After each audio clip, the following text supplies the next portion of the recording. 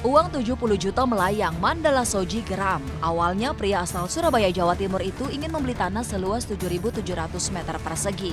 Rencananya di atas tanah yang terletak di kawasan Jatiwaringin, Bekasi, Jawa Barat itu akan dibangun puluhan unit ruko yang merupakan bisnis baru Mandala Soji.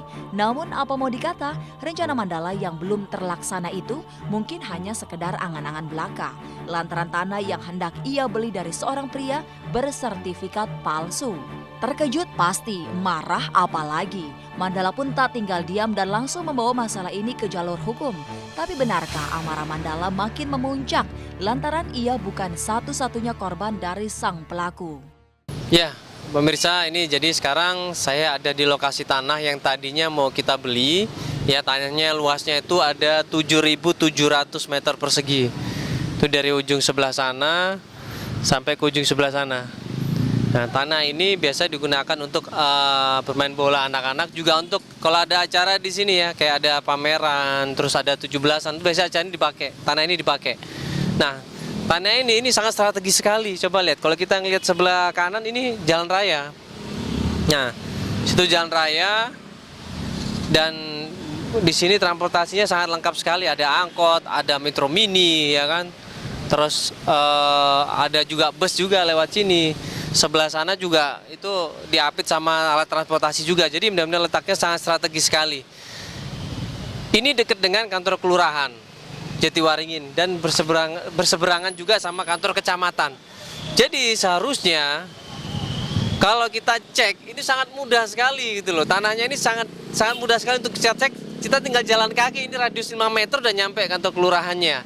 Nah, cuman Pak Haji Acil Aswin ini sangat pinter sekali. Dia sengaja datang ke sini nggak bawa sertifikatnya gitu loh. Dia sengaja nggak bawa sertifikatnya dan dia bilang bahwa tanahnya ini disewa sama pemerintah.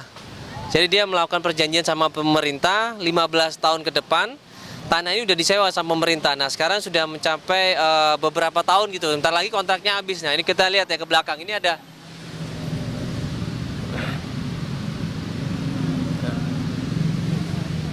Nah,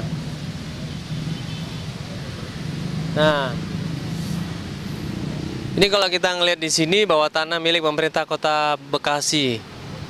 Ya. Jadi waktu saya tanyakan masalah ini loh, Pak Haji, ini bukannya milik pemerintah.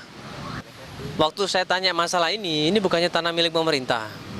Dia bilang Pak Acil Aswin ini bilang, Pak Aswin Acil ini bilang, iya, ini cuma disewa sama pemerintah 15 sampai 30 tahun. Nah, sekarang sudah mau habis sewanya. Dia bilang begitu.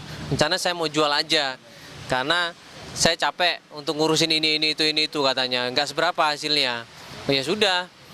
Akhirnya saya tanya, surat perjanjiannya ada sama pemerintah. Ada lengkap semuanya. Mas tenang aja, pokoknya ke rumah saya aja. Nah, waktu saya ke rumahnya, udah ketemu keluarganya, nggak pernah ditunjukin masalah ini, malah diajakin ngobrol yang lain. Yang ngobrol tanah A lah, tanah B, tanah yang di Wali Kota Jakarta Timur lah, pokoknya banyak banget gitu loh. Kita itu berusaha di sini bangun ruko sebanyak 78 unit tadinya. Satu rukonya pasaran di sini kita udah survei itu sekitar 2,5 sampai 3 miliar. Satu rukonya, 78 unit, bayangin itu udah berapa duit kan, lumayan juga ya. Itu. Nah, sampai sekarang nggak ada kejelasan juga dia. Nah, saya dapat kabar dia ini pernah ditawar sama orang tanah ini dan udah di DP 2 miliar katanya. Ditunjukin ke saya, cek sama gironya itu.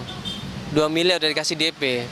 Nah, kalau memang benar pernah dibeli sama orang dan orangnya kena tipu juga kan kasihan. Berarti korbannya udah banyak sekali. Itu. Iya, pas saya cek ternyata palsu. Itu. Jadi ini benar-benar modus kayaknya. Mengantongi sertifikat palsu usai menyerahkan uang muka senilai 70 juta rupiah, Mandala yang sempat memberikan tenggat waktu kepada pelaku untuk kembalikan uang, akhirnya pasrah dan menyerahkan masalah kepada pihak berwajib. Dan tak berharap lagi uang yang telah dikeluarkan kembali ke tangan, ayah dua anak itu hanya berharap sang pelaku mempertanggungjawabkan perbuatannya di hadapan hukum. Dia hubungin teman saya, dia sempat bilang jangan dilaporkan ke polisi. Nanti uangnya akan dikembalikan. Itu, dia bilang begitu, jangan lapor polisi, uangnya akan dikembalikan. Dia bilang hari Selasa akan dikembalikan. Nah, kita udah nggak percaya lagi. Mau itu uang itu dikembalikan, Alhamdulillah enggak juga, kita udah ikhlas. Yang penting dia harus diserahkan ke pihak yang berwajib.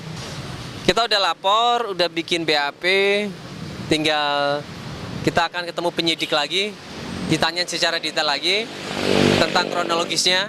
Ya, dan mungkin nanti Pak Aswin Acil ini akan dipanggil sama polisi. Jadi tuntutannya dua, kasus penipuan sama penipuan sama pemalsuan, pidana sama perdata. Berdiri di panggung musik bertaraf internasional, aksi Cakrakan begitu spektakuler dan mengundang decak kagum.